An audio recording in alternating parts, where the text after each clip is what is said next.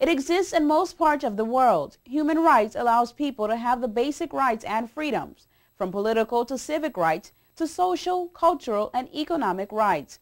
In the Turks and Caicos, the Human Rights Bill has been modernized, and DeAndre Hamilton has the details of what this means for the people.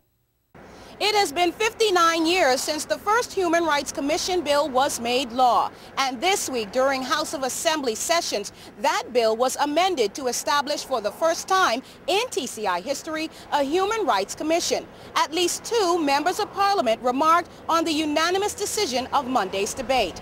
Health and Human Services Minister, the Honorable Dr. Lillian Boyce, said, as far as this bill is concerned, it shows that we in the Turks and Caicos Islands are indeed coming of age by harmonizing our human rights laws, which are an important aspect of any modern country, with the rest of the world. According to the Honorable Boyce, whose portfolio includes human rights or social services, the Human Rights Commission will have 5 members who will serve for no more than 3 years. Members will be appointed by the governor, including the chairman and supporting members who will act with and on behalf of the Minister of Social Services, another for the governor's office, and the new Human Rights Commission even makes room for an opposition party appointee.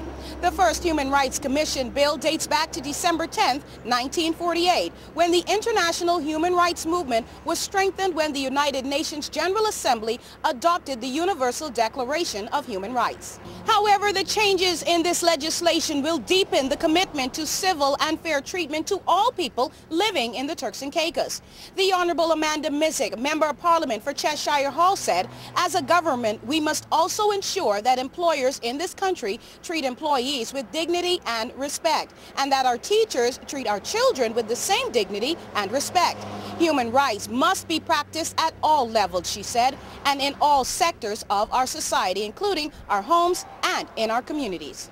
Honorable Boyce explained that the legislation in its new form does some other significant things, like investigate complaints of alleged or perceived human rights abuses, advises and assists the government in formulating legislation, and the Commission law will facilitate recommendations to the government on relevant international treaties. Honorable Boyce said the passage of this Human Rights Commission bill means much, and as she put it in a government press statement, we in the government want the Turks and Caicos Islands to be a country that receives top draw ratings when it comes to human rights. And she urged national participation so that positive and humane development is sustained.